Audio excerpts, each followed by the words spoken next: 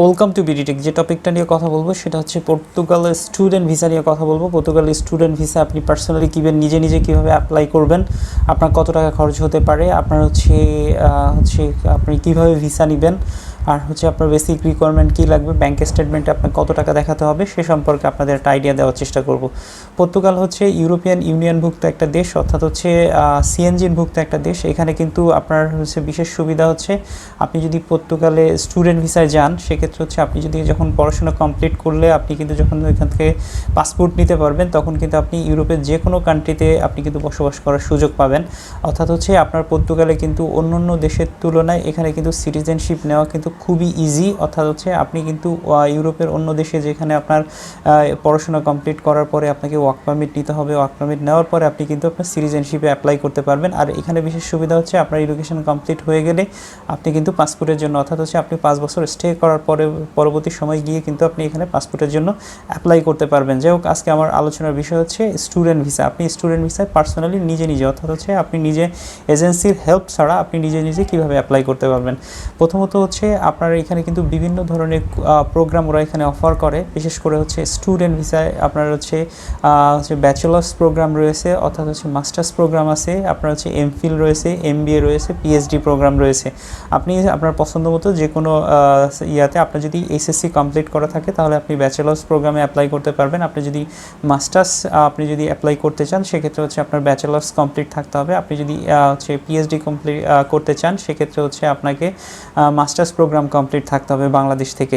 এখন হচ্ছে আপনি কিভাবে অ্যাপ্লাই করবেন, এখানে কি আইএলটিএস ম্যান্ডেটরি কিনা। আপনার পর্তুগালে ইউনিভার্সিটিতে অ্যাডমিশন নেওয়ার জন্য আজ এখানে কোনো প্রয়োজন নাই, আপনি উইদাউট আইএলটিএস ছাড়া কিন্তু অ্যাপ্লাই করতে পারেন। এখন হচ্ছে যারা ব্যাচেলার্স প্রোগ্রামে অ্যাপ্লাই করবেন তাদের কিন্তু একটা জিনিস মাথায় রাখতে হবে, হচ্ছে এখানে কিন্তু আপনাকে পর্তুগিজ ল্যাঙ্গুয়েজে আপনাকে স্টাডি করতে হবে। অর্থাৎ হচ্ছে আপনাকে কিন্তু মিডিয়াম অফ পর্তুগিজ থাকবে। এখানে কিন্তু ওরা ইংলিশ ল্যাঙ্গুয়েজের উপর, অর্থাৎ হচ্ছে মিডিয়াম অফ ইংলিশে কিন্তু স্টাডি করে না, কিন্তু যারা মাস্টার্স বা পিএইচডি করবেন তাদের জন্য ইংলিশে কিন্তু এখানে কোর্সগুলো হয়ে থাকে। এখন আসেন আপনি কিভাবে নিজে অ্যাপ্লাই করবেন। আমি ধরে নিলাম আপনি ব্যাচেলার্স, মাস্টার্স বা পিএইচডি যেটাই অ্যাপ্লাই করতে চান সেক্ষেত্রে হচ্ছে আপনার পছন্দ মতো সাবজেক্ট আপনাকে খুঁজে বের করতে হবে ইউনিভার্সিটিতে। প্রথম কাজ হচ্ছে আপনাকে ইউনিভার্সিটি সার্চ করতে হবে। ইউনিভার্সিটি কীভাবে আপনি সার্চ করবেন, আপনি গুগল অপশনে যাবেন, যে আপনি হচ্ছে পর্তুগাল ইউনিভার্সিটির লিস্ট লেগে সার্চ দিলে ওদের যত ইউনিভার্সিটি আছে সবগুলো ইউনিভার্সিটি কিন্তু আপনার সামনে চলে আসবে। এখান থেকে আপনি ইউনিভার্সিটির বেছে ইউনিভার্সিটির ওয়েবসাইটে ঢুকবেন, ঢুকে হচ্ছে আপনার পছন্দ মতো ওদের যেটা প্রোগ্রাম আছে যেখানে প্রোগ্রামের ভিতরে ঢুকবেন, দেখবেন যে আপনি যে সাবজেক্টের উপর স্টাডি করতে চাচ্ছেন সেই সাবজেক্টগুলো এই ইউনিভার্সিটি অফার করে কিনা। যদি ইউনিভার্সিটি অফার করে সেক্ষেত্রে হচ্ছে আপনাকে যেটা করতে হবে, ওইখানে হাউ টু অ্যাপ্লাই একটা অপশন রয়েছে। এই হাউ টু অ্যাপ্লাইয়ের ভিতর আপনাকে ঢুকতে হবে, যেখানে ইন্টারন্যাশনাল স্টুডেন্ট অ্যাপ্লিকেশনের জন্য একটা ফর্ম পাবেন। অর্থাৎ হচ্ছে একটা দেখবেন কিছু ইউনিভার্সিটি অনলাইন অ্যাপ্লিকেশন, এখানে আপনি ডাইরেক্ট ক্লিক করবেন। ক্লিক করলে দেখবেন যে এখানে কিছু বেসিক ইনফরমেশন চাচ্ছে। ওইখানে আপনি যেটা করবেন, আপনার নাম, অ্যাড্রেস, কন্ট্যাক্ট নাম্বার, হচ্ছে আপনার ইমেল অ্যাড্রেস, প্লাস হচ্ছে আপনার হচ্ছে একটা মেসেজ, আপনি কোন সাবজেক্টের উপর স্টাডি করতে চাচ্ছেন, কেন এই ইউনিভার্সিটিতে স্টাডি করতে চাচ্ছেন, পর্তুগালে কেন আপনি অ্যাপ্লাই করতে চাচ্ছেন সে সম্পর্কে একটা ডেসক্রিপশন লিখে আপনি এখানে একটা মেসেজ থ্রো করবেন। থ্রো করলে দেখবেন যে ওই ইউনিভার্সিটি থেকে আপনাকে একটা মেল দিবে। মেল দিয়ে ওদের কোয়ারি মতো আপনার কাছে ডকুমেন্টস যাবে। আপনি আপনার ডকুমেন্টসগুলো আগে থেকে রেডি করে রাখবেন, অর্থাৎ হচ্ছে আপনার পাসপোর্ট, ছবি, প্লাস হচ্ছে আপনার অল একাডেমিক ডকুমেন্টসগুলো, এগুলো স্ক্যান করে আপনার হচ্ছে কম্পিউটার বা অর্থাৎ যদি আপনার ফোন থাকে বা পিসি যেগুলো একটা কিছুর ভিতরে আপনি সমস্ত ডকুমেন্টসগুলো ফাইল করে রেখে দিবেন। তখন হচ্ছে আপনি এটা সুন্দর করে ওদের একটা মেল দিয়ে আপনার ডকুমেন্টসগুলো সাবমিট করবেন। সাবমিট করলে আপনি ইউনিভার্সিটির সাথে কন্ট্যাক্ট নাম্বারও থাকবে, আপনি চাইলে ডাইরেক্ট ফোন করে ওদের সাথে কথা বলতে পারেন। কথা বলে আপনি আপনার এনশিওর হবেন যে ওরা যদি আপনাকে অ্যাডমিশন দিতে চায় তাহলে ওরা আপনাকে কাছ থেকে একটা অ্যাডমিশন ফি চাবে। অ্যাডমিশন ফিসটা হতে পারে 50 ইউরো থেকে 200 ইউরোর মধ্যে হতে পারে। আপনি 50 ইউরো বা 200 ইউরো যেটা হয় এটা আপনাকে ইউনিভার্সিটিকে পে করে দিবেন। আপনি কিভাবে পে করবেন, পে করার অনেকগুলো মাধ্যম আছে। যদি পর্তুগালে কেউ আপনার থাকে সে হচ্ছে আপনাকে ওইখানে পে করে দিতে পারে। প্লাস হচ্ছে আপনি চাইলে ব্যাংক টু ব্যাংকও এখানে ট্রান্সফার করে দিতে পারেন। অর্থাৎ হচ্ছে যদি আপনার ইন্টারন্যাশনাল ক্রেডিট কার্ড থাকে আপনি ইন্টারন্যাশনাল ক্রেডিট কার্ডের মাধ্যমে আপনি আপনার হচ্ছে অ্যাডমিশন ফিসটা আপনি পে করতে পারবেন। অ্যাডমিশন ফিসটা পে করলে ওরা আপনাকে একটা অফার লেটার দিবে। অফার লেটার দেওয়ার পরে আপনি একটা ওই অফার লেটার নিয়ে একটা যে কোনো বাংলাদেশে একটা ব্যাংকে গিয়ে আপনি হচ্ছে স্টুডেন্ট ফাইল ওপেন করবেন। স্টুডেন্ট ফাইলের ভিতর যেটা করতে হবে, আপনি স্টুডেন্ট ফাইলটা ওপেন করার পরে আপনাকে যে জিনিসটা করতে হবে, আপনার ওদের যেটা টিউশন ফি আছে, এখন হচ্ছে টিউশন ফি কত লাগতে পারে। ইউরোপের অন্য অন্য দেশের তুলনায় এখানে কিন্তু টিউশন ফি খুবই কম। অর্থাৎ হচ্ছে ইউকেতে আপনার একটা যে কোনো একটা মোটামুটি রেঞ্জের একটা ইউনিভার্সিটিতে পড়তে গেলে যে খরচ হবে সেখান থেকে তার 3 ভাগের 1 ভাগ খরচ হবে। এখানে 3000 থেকে শুরু করে, ভালো ইউনিভার্সিটিগুলোতে 3000 থেকে শুরু করে 4000 ইউরোর মধ্যে আপনার কিন্তু টিউশন ফি হবে। আপনার ইউনিভার্সিটির হচ্ছে কোয়ারি অনুযায়ী আপনাকে টিউশন ফিটা ট্রান্সফার করে দিতে হবে অনলাইনে। আপনি যখন হচ্ছে স্টুডেন্ট ফাইল ওপেন করবেন ব্যাংকে, ব্যাংক টু ব্যাংক ট্রান্সফার করে দিবেন সুইফট কোডের মাধ্যমে। আপনি যখন ট্রান্সফার করে দিবেন তখন হচ্ছে ওরা আপনাকে এনশিওর করবে হচ্ছে আপনার মানি রিসিট দিয়ে দিবে, অর্থাৎ হচ্ছে যে আপনি ইউনিভার্সিটিতে পে করছেন যেটা হচ্ছে মানি রিসিটটা আপনাকে দিয়ে দিবে। এরপরে আপনার পরবর্তী স্টেপে আপনাকে যে জিনিসটি করতে হবে, আপনার all academic documents, application form, এগুলো আপনাকে ফিল করে ফরেন মিনিস্ট্রি থেকে অ্যাটাস্টেড করতে হবে। অ্যাটাস্টেড করে আপনার হচ্ছে ব্যাংক স্টেটমেন্টটা রেডি করতে হবে। আপনার ফার্স্ট ব্ল্যাডের যে কোনো একজনের কাছে ব্যাংক স্টেটমেন্ট দেখাতে হবে। আপনাকে 30 থেকে 40 লক্ষ টাকার মতো ব্যাংক স্টেটমেন্ট দেখাতে হতে পারে। আপনার হচ্ছে 4 বছরের টিউশন ফি প্লাস হচ্ছে আপনার অ্যাকোমোডেশন ফি।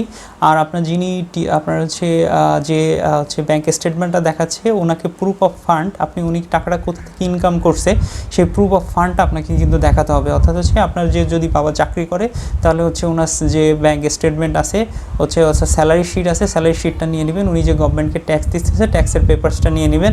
আর উনি যদি বিজনেস করে তাহলে ওনার বিজনেসের ডিটেলসটা এখানে শো করবেন। এর পরবর্তী সময় আপনাকে যে জিনিসটি করতে হবে, আপনার সমস্ত ডকুমেন্টস, আপনার হচ্ছে পাসপোর্ট, আপনার ছবি, প্লাস হচ্ছে আপনার অ্যাকোমোডেশন কনফার্ম করতে হবে আপনার ইউনিভার্সিটি থেকে, university accommodation confirm letter, plus হচ্ছে আপনার অফার লেটার, প্লাস হচ্ছে আপনার হচ্ছে ব্যাংক স্টেটমেন্ট, সলভেন্সি সার্টিফিকেট, আপনার 3 সার্টিফিকেট, অর্থাৎ হচ্ছে যিনি ব্যাংক স্টেটমেন্ট দেখাবে তার 3 সার্টিফিকেট, প্লাস হচ্ছে আপনার প্রুফ অফ ফান্ডের যে ডকুমেন্টসগুলো রয়েছে এই ডকুমেন্টস সহ আপনাকে ইন্ডিয়াতে যেতে হবে।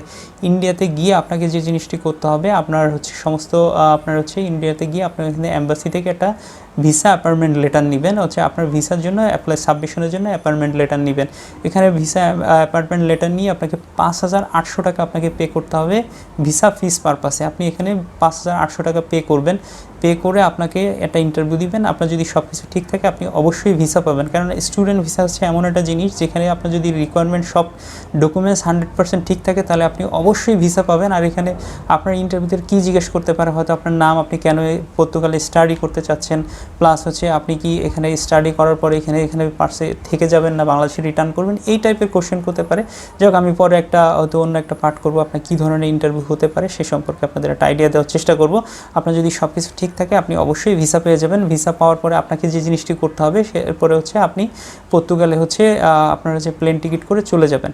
এখন হচ্ছে আসলে আপনি কেন পর্তুগালে যাবেন, অন্য অন্য দেশের তুলনায় ইউরোপের অন্য অন্য দেশ যেখানে রয়েছে সেইখানে কেন আপনি পর্তুগালে যাবেন, স্টুডেন্ট ভিসা যাওয়ার সুযোগ, ফ্যাসিলিটিসটা কি?